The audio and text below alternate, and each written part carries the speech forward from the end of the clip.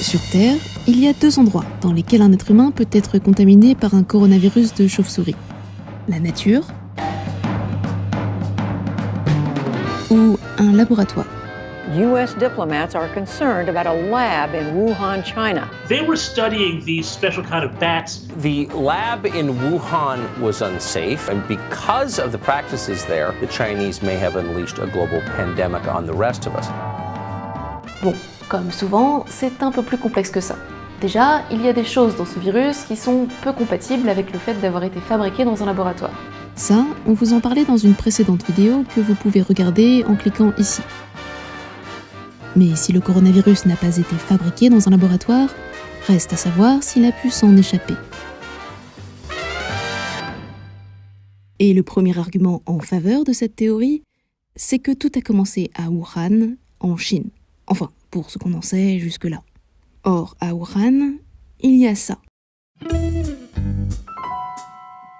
Ça, c'est un laboratoire P4. Ça veut dire qu'il est autorisé à accueillir des organismes pathogènes de classe 4, soit les plus dangereux qui existent, comme par exemple le virus Ebola. Il n'y a pas de liste exhaustive de ces laboratoires, mais on sait qu'il en existe au moins une 50aine dans le monde, parmi lesquels, en Chine, celui de Wuhan.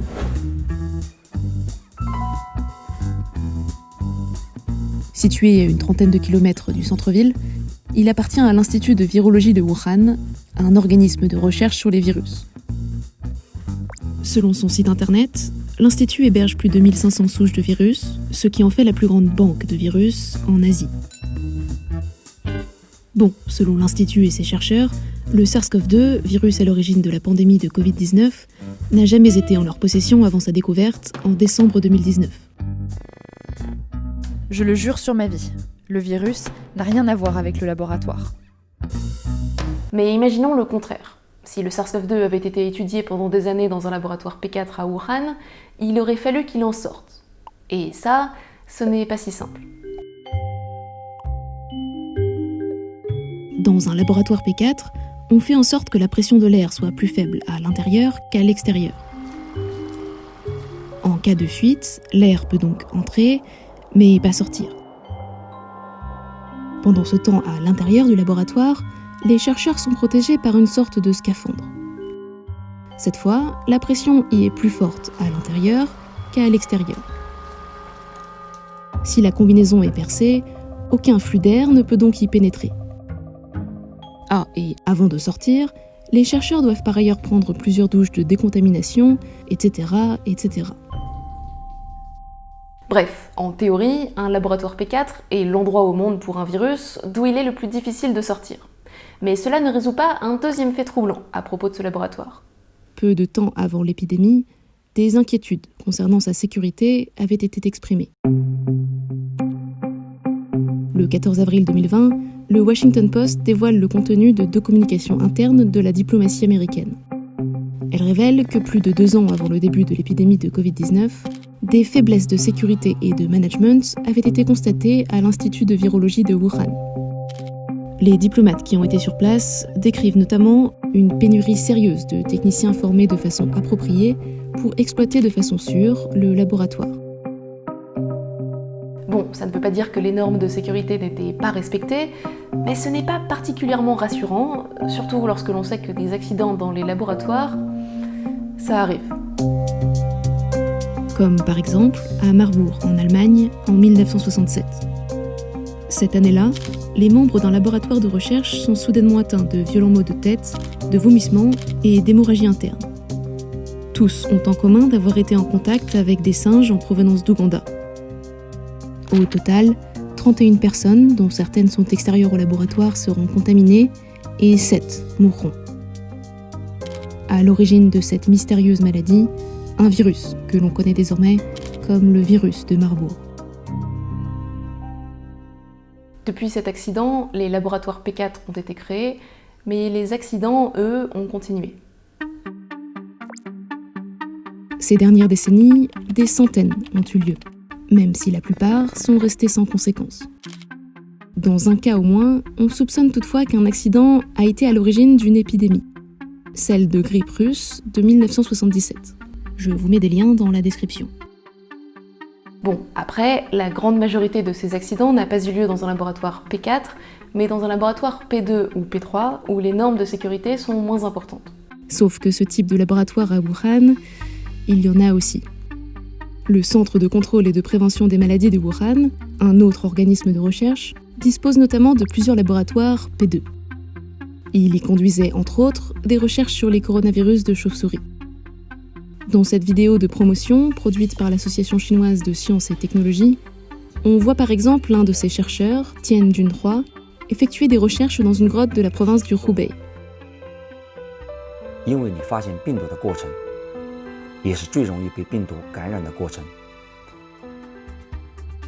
Ah, et ce centre se trouve à un peu moins de 500 mètres de marche du marché aux fruits de mer de Wuhan. Et justement, passons à un argument en faveur de la thèse d'un virus qui ne sortirait pas d'un laboratoire, mais de la nature. Le marché de Wuhan au début de l'épidémie.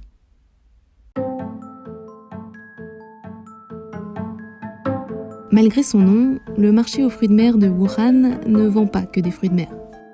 Il est en fait divisé en deux parties. À l'est, la vente de fruits de mer. À l'ouest, celle d'animaux sauvages, souvent vivants. Or, les animaux sauvages, ça contient beaucoup de virus. Lorsque l'épidémie de Covid-19 commence, le marché devient très vite la cible de soupçons. Le 2 janvier 2020, sur les 41 premiers patients hospitalisés à cause du Covid-19, 27, soit 66%, avaient été exposés au marché de Wuhan. Bon, malgré tout ça, au mois de mai 2020, il n'y a pas de certitude sur le fait que le marché soit à l'origine de l'épidémie. Pour l'heure, aucun lien entre le marché et le tout premier cas recensé n'a par exemple été trouvé. Un fait favorise toutefois l'hypothèse de l'origine animale dans le marché. Selon le Centre de contrôle et de prévention des maladies, des prélèvements environnementaux ont été effectués dans le marché avant sa fermeture le 1er janvier 2020. Sur ces 585 prélèvements, 33 se sont avérés positifs au SARS-CoV-2. Et sur ces 33 prélèvements positifs, 31 provenaient de la partie ouest du marché, c'est-à-dire la partie où étaient concentrés les animaux sauvages.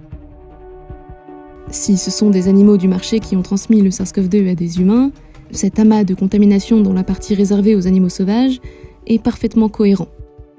Si un être humain est à l'origine de la propagation du virus, en revanche, cette zone de contamination est plus étonnante. Bon, mais peut-être que les chercheurs chinois ont menti et que ces prélèvements environnementaux n'ont jamais existé.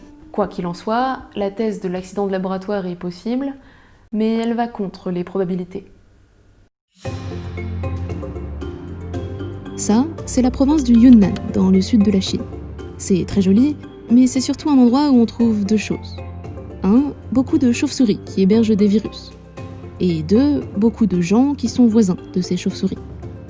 À cause de ça, les scientifiques pensent que des humains attrapent des coronavirus de chauves-souris régulièrement. Et pour en avoir le cœur net, certains d'entre eux sont allés vérifier. Entre 2015 et 2017, ils se sont rendus dans 3 provinces dans le sud de la Chine. Le Yunnan, le Guangdong et le Guangxi.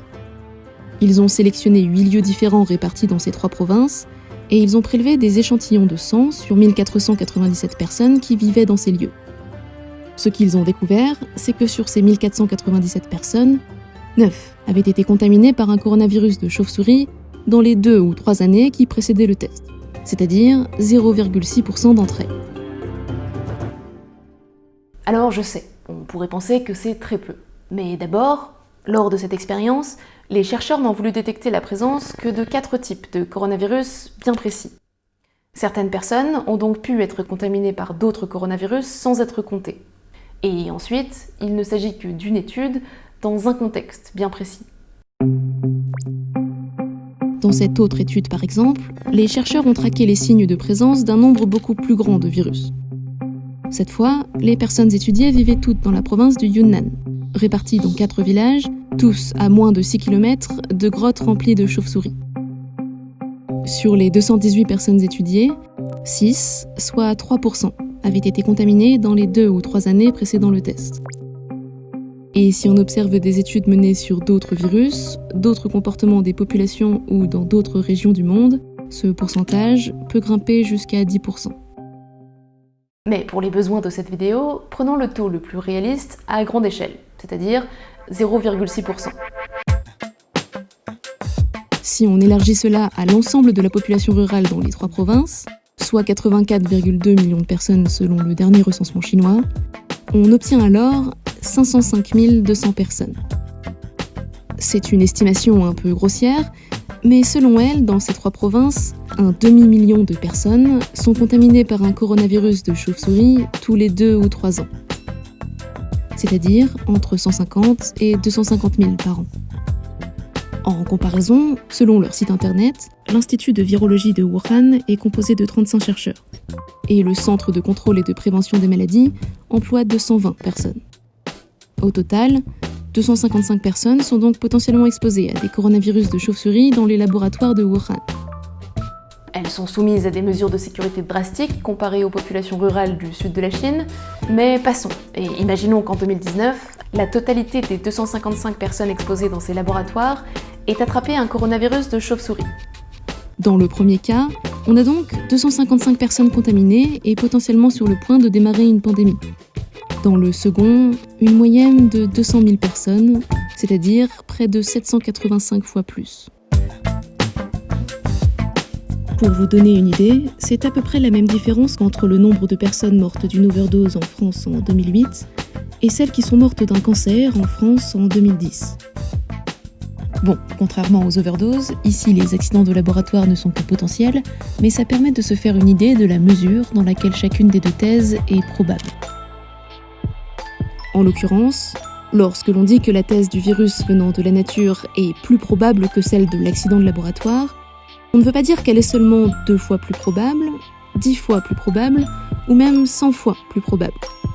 Mais vraisemblablement encore plus.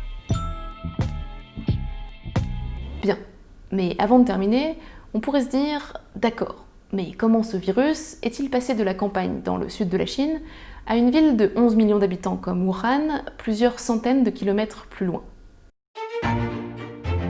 Eh bien, déjà, des chauves-souris porteuses de coronavirus, il n'y en a pas que dans le sud de la Chine.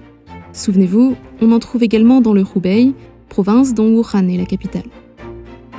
Et puis surtout, il y a le commerce d'animaux sauvages. En 2016, selon un rapport de l'Académie d'ingénierie chinoise, le secteur employait plus de 14 millions de personnes en Chine, chasseurs ou revendeurs d'animaux sauvages. Une fois collectés, les animaux sauvages sont alors transportés, souvent vivants, dans de grandes villes chinoises où ils sont entreposés dans des marchés. Avec ses 50 000 mètres carrés de surface et ses 1000 commerçants, c'est notamment le cas du marché aux fruits de mer de Wuhan. Bon, encore une fois, tous ces scénarios, ce sont des hypothèses. La conclusion de cette vidéo, c'est que celle d'un accident de laboratoire est la moins probable. Ce qui ne veut pas dire que ce n'est pas la bonne. Après tout, il y a eu des morts par overdose en France en 2008. Il y a juste eu beaucoup plus de morts à cause de cancer.